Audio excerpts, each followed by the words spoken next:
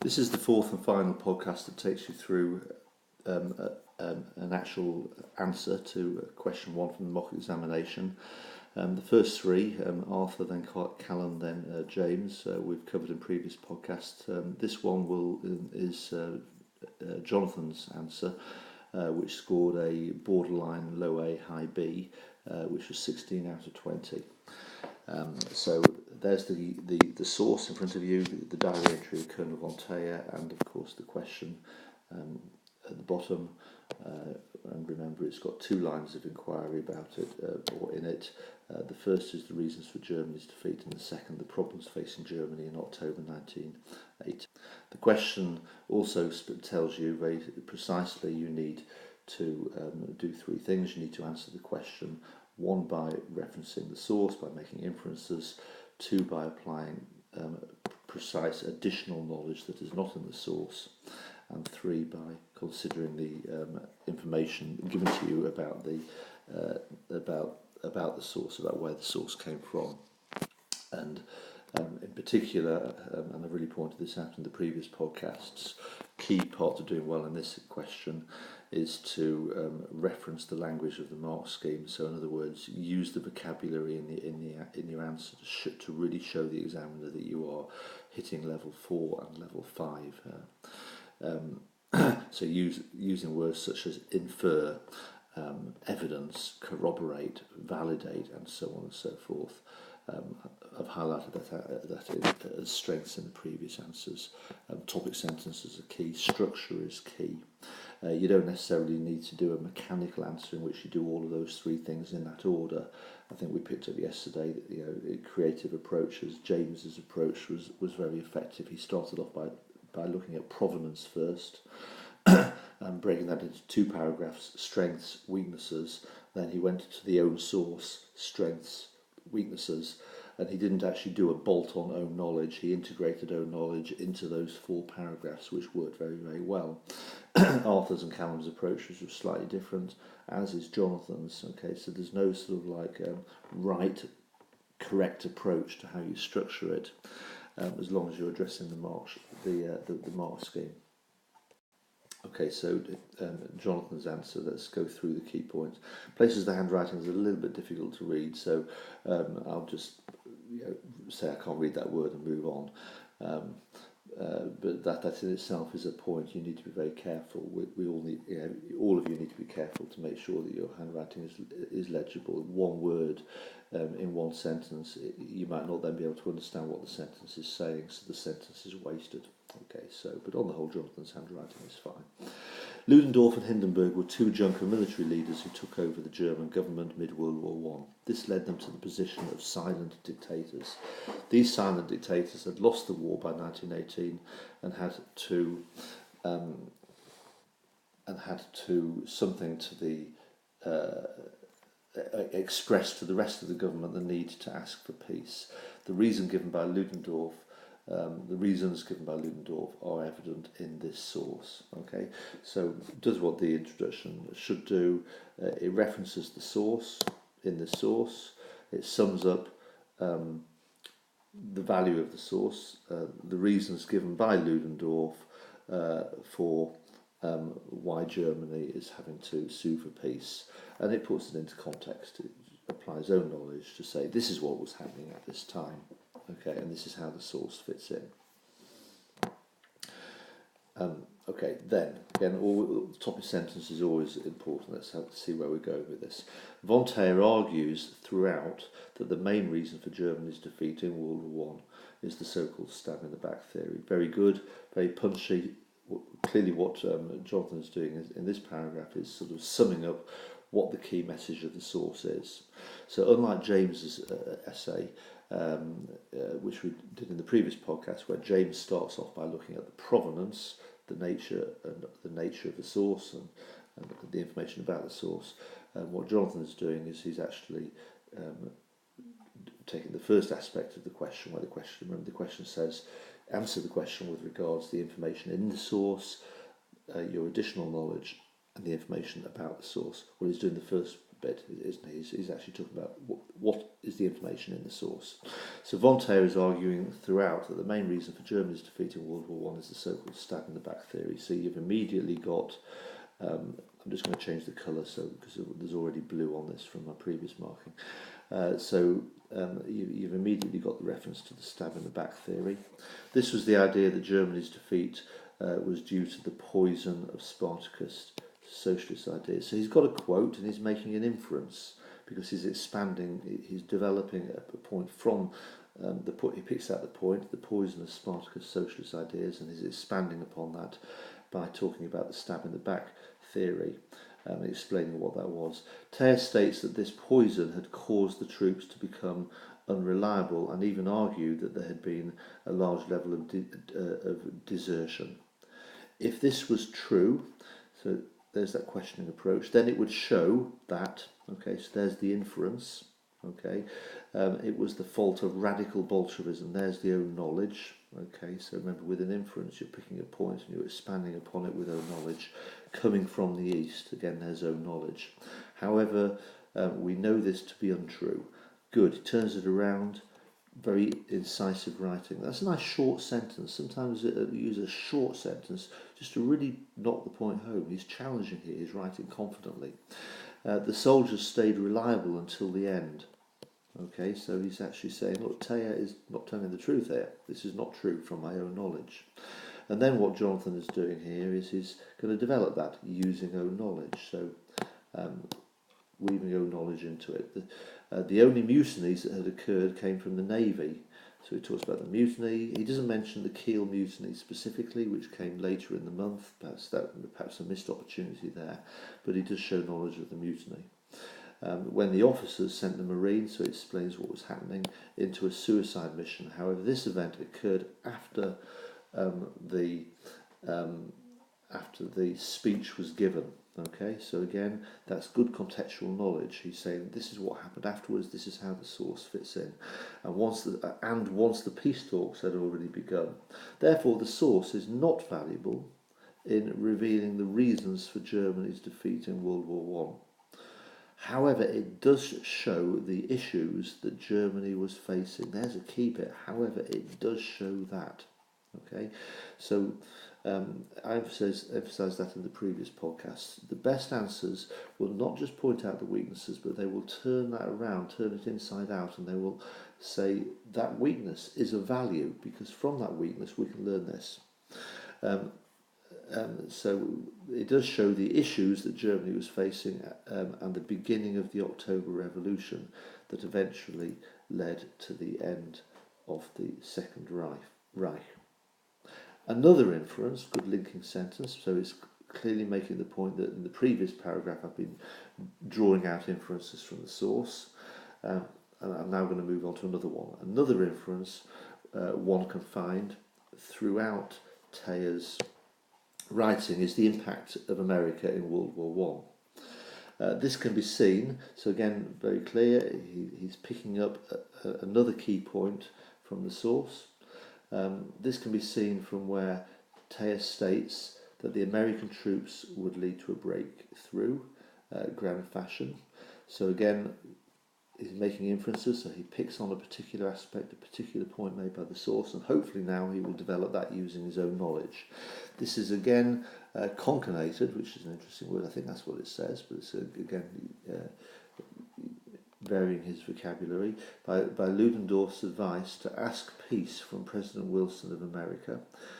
This shows just the position America was in the war effort. Ludendorff does not talk about the French president. I think he meant Ludendorff, possibly mean Theyer, does not talk about the French president. It would be useful to have the name of the French president there, or David Lloyd George, the British Prime Minister, but rather the American president. So he's pointing out gaps. Okay, what does Theyer not talk about? Okay, remember that is what bias is. Bias is choosing deliberately to ignore information that you don't that would present an alternative point of view. So what Jonathan is doing is here he's filling in that gap. From this we can see that the entrance of America into the war was a turning point that led to the defeat of Germany on the Western Front. That's good. Okay, the entrance of America, using appropriate historical terminology. Again, the language is important. We're talking about change. And one of the key words for change is turning point. This, therefore, is valuable for. So again, that phrase, bringing it in, referencing the question, keeping it focused on that question, showing the examiner you're answering the question. So what is it valuable for? This therefore is valuable for revealing the reasons for Germany's defeat in World War One. Remember what we said about James's essay yesterday? He did it well as well.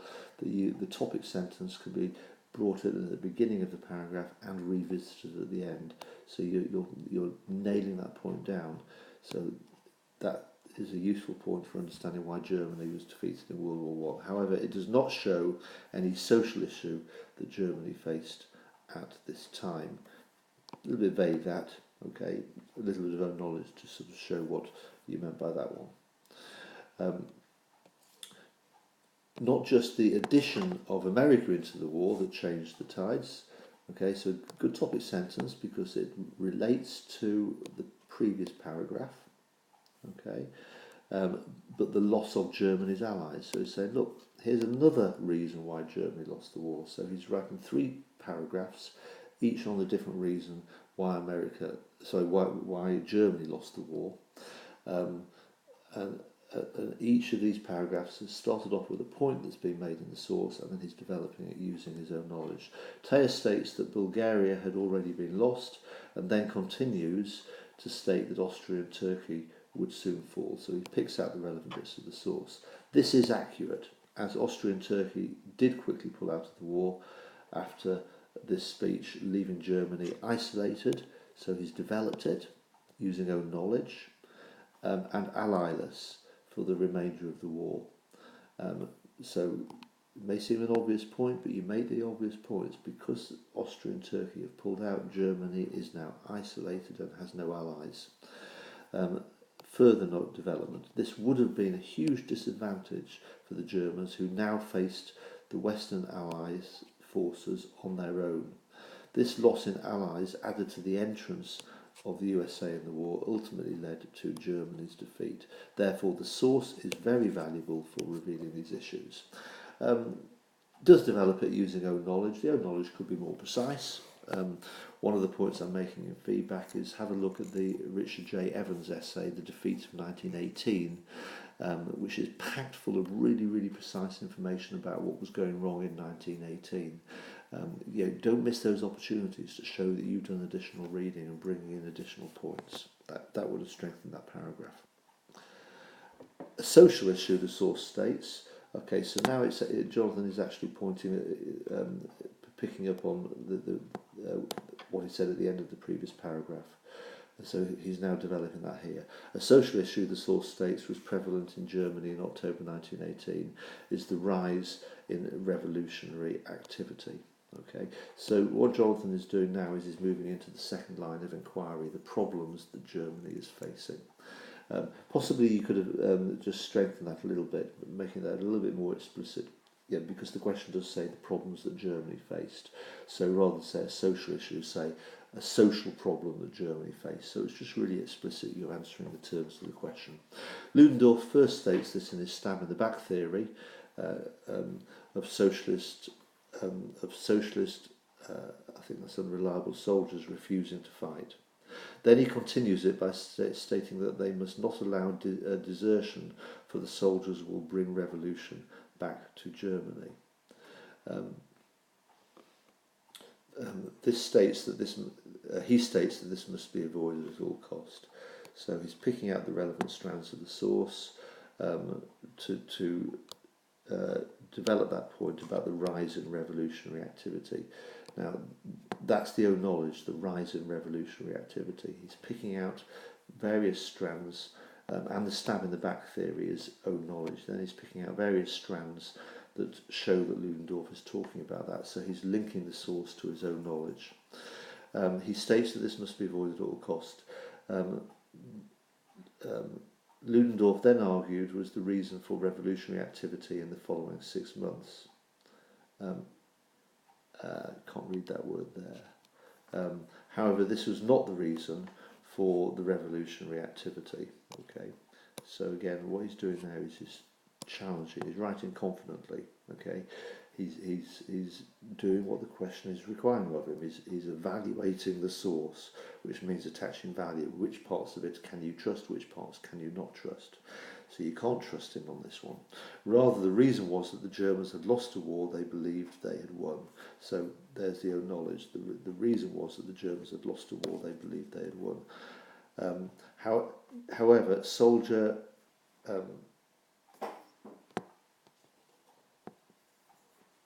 so just reading this. However, soldier and Navy Soviets were a big reason and strength behind the revolution in October 1918.